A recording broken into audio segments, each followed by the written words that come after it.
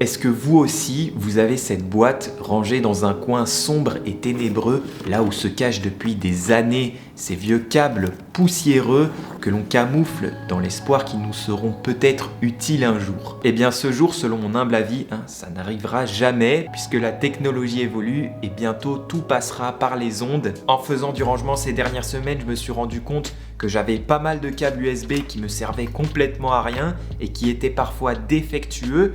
Donc au lieu de les balancer, je vous propose aujourd'hui une manière de les recycler pour tout simplement upgrade la beauté de votre setup ou pourquoi pas personnaliser et apporter une meilleure durabilité à vos câbles iPhone, Android, etc. En ce qui me concerne, je me suis lancé le défi de fabriquer mon propre setup ultra personnalisé et avec la plupart des périphériques construits de A à Z. Dans les 2 derniers épisodes, j'ai commencé par fabriquer un clavier mécanique. Je vous mets la playlist juste ici. Aujourd'hui, c'est l'occasion de continuer sur cette lancée avec ce style de câble USB qui sera parfait pour le clavier. Alors mesdames et messieurs, c'est parti. Au passage, n'hésitez pas à vous abonner avec la petite cloche, c'est gratuit. Et n'hésitez pas à me rejoindre sur Instagram. Je fais régulièrement des petits concours. Et les prochains, vous allez voir, seront pas mal du tout. Alors déjà, dans un premier temps, ce style de câble un peu aviateur rétro comme ça, que l'on va reproduire aujourd'hui, c'est une mode ou un style assez convoité par les passionnés de clavier mécanique. Depuis quand, je ne sais pas trop, mais depuis ces 2 dernières années, il y a un réel engouement autour de ça. Ça apporte une touche vraiment stylée dans un setup, c'est gage de qualité et puis surtout 100% customisable. Petite parenthèse, depuis que je m'intéresse au monde du clavier mécanique, je découvre une belle communauté qui s'intéresse à un produit, il faut le rappeler, qu'on utilise presque tous les jours, voire plus que notre téléphone. Donc c'est important qu'il soit beau, qu'il soit mis en valeur, agréable à utiliser et surtout au bruit. Et contrairement à ce qu'on pense, ce n'est pas un style de clavier qui est réservé qu'aux gamers, mais qui trouve son chemin auprès de bien plus de gens. Voilà, je ferme la parenthèse. Si vous voulez en savoir plus sur l'éthique du clavier mécanique, je vous redirige vers une vidéo de TerraTypes qui a fait une super vidéo sur le sujet. Voilà, je vous laisse un lien dans la description. Allez, revenons à nos câbles. Pour obtenir ce bel effet, on va utiliser plusieurs matières et surtout 2 matières importantes. La première, vous la connaissez peut-être, c'est le paracorde. Le paracorde qui est à la base une corde toute simple en nylon, très légère et très robuste, utilisée par les parachutistes américains pendant la Seconde Guerre mondiale. C'est pour ça que les motifs nous font un peu penser à ce monde militaire. À la fin de la guerre, le surplus produit a été commercialisé pour le monde civil et c'est pour ça qu'aujourd'hui on le retrouve dans des sports en lien avec la nature, pour la survie, la randonnée, etc. Vous connaissez peut-être Bear Grylls de l'émission Man vs Wild.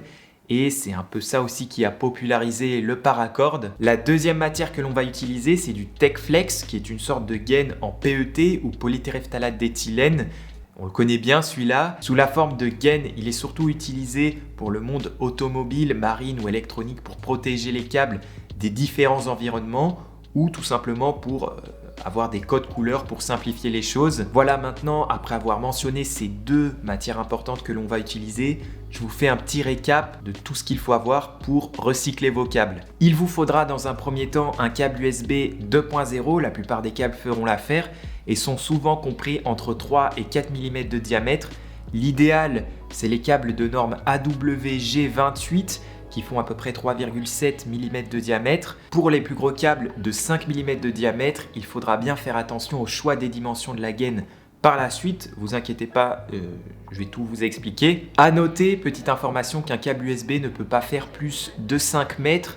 Et si vous utilisez un clavier Full RGB, il est conseillé d'utiliser un câble en dessous des 2 mètres. Voilà pour information. Quand le voisin commence à taper, à faire ses travaux que tu es en train de filmer, je vous assure, c'est un régal. Il nous faudra ensuite du TechFlex de 3 mm de diamètre. Ça suffira pour les câbles de 5 mm d'épaisseur puisqu'il est assez extensible. Je me fournis chez cableorganizer.fr.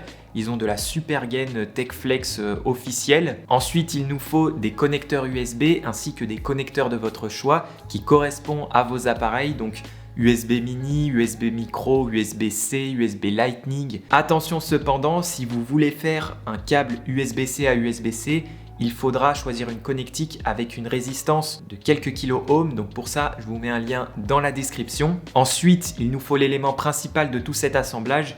C'est bien sûr le paracorde et il nous faut du paracorde 550. C'est un paracorde qui correspond à un diamètre environ de 4 mm. C'est le plus répandu et souvent le plus utilisé puisqu'il y a un grand choix de couleurs. Je me fournis chez franceparacord.fr. Ils ont une belle collection provenant des États-Unis.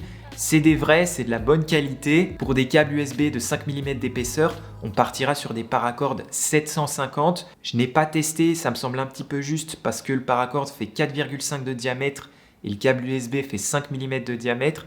Ça me semble un petit peu juste, donc je vous tiendrai au courant dans la description. Mais globalement, on part sur du 550 pour des câbles USB entre 3 et 4 mm de diamètre. Et au passage, je précise que je ne suis pas sponsorisé par les différentes marques que je vous propose dans cette vidéo. J'ai payé de mon propre argent, mais j'ai quand même contacté Paracord France pour savoir s'ils n'avaient pas un code promo pour ma communauté. Et ils ont très gentiment accepté. Donc pour une commande de plus de 30 €, vous bénéficiez 30% sur votre commande avec le code promo Abrège. N'hésitez pas, si vous voulez vous lancer dans l'aventure, à passer par chez eux. Ils ont des super produits et puis un petit code promo, ça fait plaisir. Ensuite, avant-dernier composant, il nous faudra de la gaine thermo de la couleur de votre choix. Attention à bien la choisir avec un diamètre de base de 12,7 mm ou 1/2 pouce selon les différentes unités et avec un ratio de rétractation de 3:1. Voilà. C'est tout ce que vous devez savoir. En dernier, mais c'est optionnel, on peut utiliser des connecteurs d'aviateur avec 4 pins. Il y en a plusieurs types.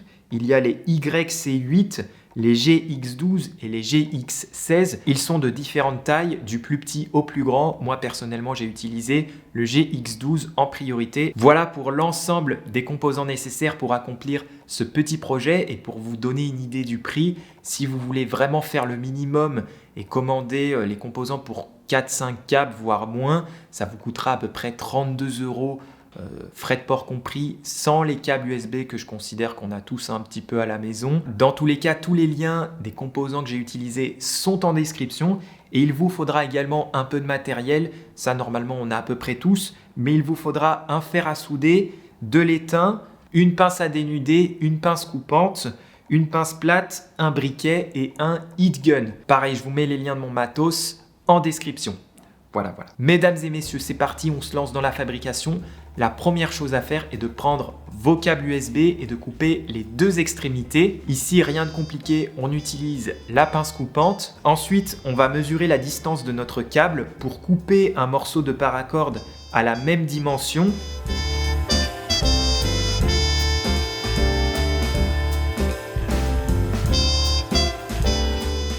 Et ensuite, on va commencer à gainer le câble USB avec le paracorde.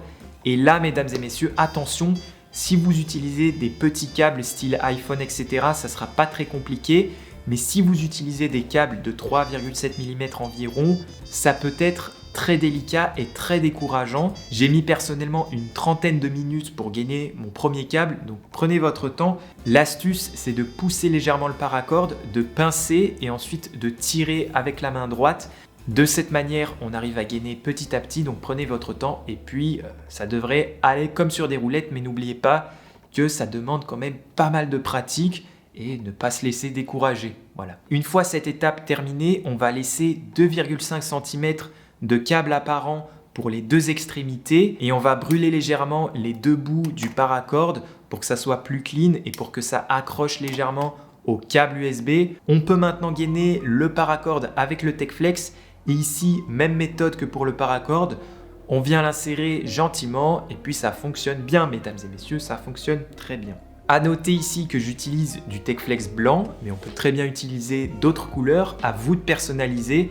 On a déjà un joli rendu en tout cas, ça apporte pas mal de rigidité et le look, je trouve, est hyper stylé. Une fois qu'on a tout bien gainé, qu'on a du paracorde et du TechFlex, on va pouvoir commencer à souder.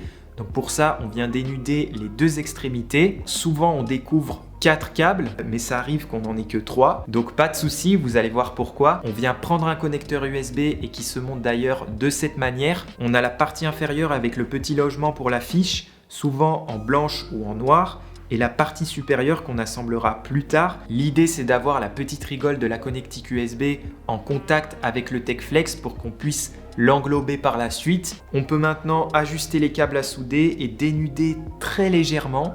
Attention ici à ne pas trop dénuder ces câbles de couleur, de peur que par la suite on ait un court-circuit et ça sera bien plus simple au niveau de la soudure. Et on recommence cette dernière opération sur l'autre connectique.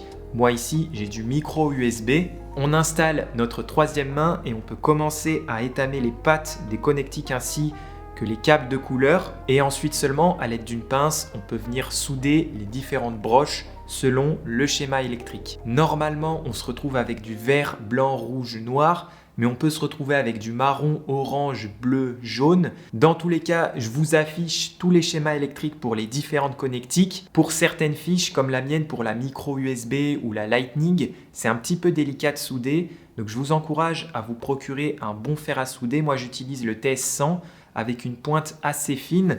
Alors normalement, il existe la TSB2 ou la TS1. C'est les deux pointes idéales pour souder ce genre de petites connectiques. Aussi, si vous vous retrouvez avec seulement 3 câbles blanc, rouge, vert, il faudra simplement souder la dernière patte qui correspond à la masse sur la cage métallique du port USB et ce sur les deux extrémités. Une fois qu'on a soudé, on vérifie bien qu'il n'y ait pas de court-circuit, donc si on a un multimètre, c'est mieux. On récupère la partie supérieure de notre connectique pour bien l'emboîter en s'aidant d'une pince plate. Si précédemment vous avez soudé sur la cage métallique parce que vous n'aviez que 3 câbles, il est possible que la partie supérieure ne s'emboîte plus, donc ne pas hésiter à utiliser la pince coupante pour faire un peu de place et puis ça devrait rentrer. Ensuite, on vient tordre les pattes métalliques autour du TechFlex et du câble et on vérifie que tout est bien solide.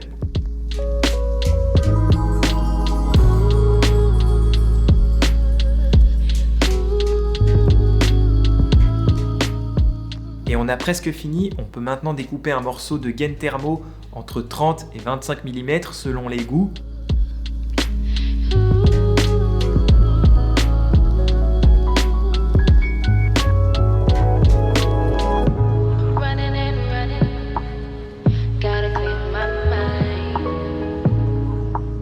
On la positionne bien au centre et au bon endroit sur le port USB et on vient chauffer avec le heat gun en faisant attention à ne pas rester trop longtemps car ça peut endommager le TechFlex. On fait ça pour les deux extrémités du câble et ça y est, on a notre câble tout neuf, tout beau, tip top, tip top, tip top. Je suis super content du résultat, c'est gage de qualité, ça va super bien aller avec mon clavier mécanique. J'ai même commandé des paracordes phosphorescents, j'ai hâte de voir le résultat, ça va être top, ça va être top. Alors ça c'était le niveau 1, on va maintenant passer au niveau supérieur, mais avant ça, quelques remarques. Premièrement, ça demande pas mal de pratique, donc si on n'arrive pas du premier coup, c'est pas très grave.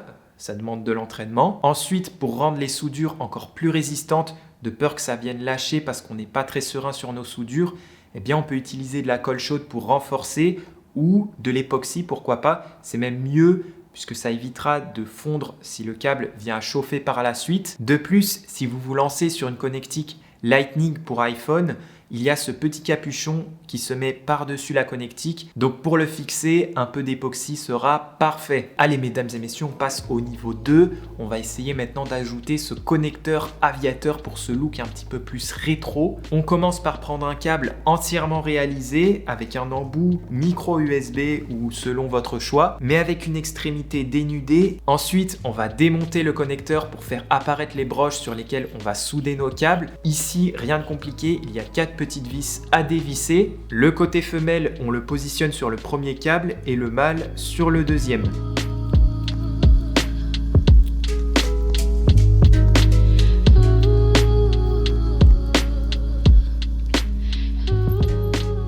On allume le fer à souder et on commence à étamer les broches ainsi que les câbles dénudés. Maintenant, on peut souder tout ça et l'ordre de la connectique est arbitraire. Il est juste important d'avoir le même ordre pour le côté femelle et le côté mâle. Une fois qu'on a terminé, on peut remonter notre assemblage, notre connecteur et ça y est, tout simplement, on a ce joli petit effet rétro aviateur magnifique. Je suis au top, c'est nickel. Mais pour compléter le rendu final, on passe mesdames et messieurs au niveau 3. Le dernier niveau, on va essayer d'obtenir cet effet torsadé et pour ça, on aura besoin d'une baguette de batterie ou d'un tube de 1,5 cm environ. J'ai de la chance, je suis pratiquant, donc pour moi c'est tip top. La première chose à faire est de fixer bien fermement avec du scotch une des extrémités du câble et on enroule simplement le reste de façon à avoir une torsion la plus tendue possible. Une fois terminé, on solidarise notre torsion avec un second morceau de scotch et on vient chauffer avec le heat gun, mais pas trop. Attention à ne pas faire fondre le TechFlex. L'astuce est de chauffer par morceaux de 15 cm pendant 2 minutes chacun. Et pour savoir si c'est à peu près bon, quand on a fini de chauffer, le câble doit être vraiment très chaud au toucher. Pour finir, on laisse refroidir pendant 1 heure minimum et ensuite on peut détacher les 2 morceaux de scotch et normalement, ça devrait être parfait, mesdames et messieurs. Comme les autres étapes avant celle-ci, ça demande de la pratique, donc prenez votre temps. Et puis, on n'arrive pas tout le temps du premier coup. Ici, je suis très content du résultat que j'obtiens. On a un super beau câble, ça rend nickel. Et pour recycler ces vieux câbles USB, je suis super content. Ils sont super beaux, ça leur donne une deuxième jeunesse. Et puis, vous pourrez vous en procurer par mes soins très prochainement, je vous tiendrai au courant. Simplement, faites-moi signe en commentaire des fiches USB que vous utilisez le plus, donc USB-C, micro USB, etc. Ça me permettra d'axer mon travail. Pour encore plus de personnalisation, j'ai remarqué que certains font même des petites figurines d'animés autour du câble. Alors moi je trouve c'est sympa mais je suis pas très fan non plus. En tout cas le clavier mécanique va être magnifique une fois terminé. La prochaine étape va être de travailler sur les keycaps qui me font pas mal suer pour obtenir quelque chose de vraiment clean et qui soit agréable au toucher. Voilà, donc ça sera certainement dans les prochaines vidéos. Aussi, entre-temps, j'ai apporté quelques modifs sur mes PCB du dernier épisode. J'attends de recevoir ma commande. J'ai encore pas mal de boulot sur la conception du boîtier et du code. Ça va être top, je l'espère. Si vous avez apprécié cette vidéo, n'hésitez pas à me lâcher un pouce bleu, à vous abonner avec la petite cloche et venez discuter sur Discord ou me soutenir financièrement sur Tipeee. Voilà. D'ici là, prenez soin de vous. À mercredi prochain. Ciao!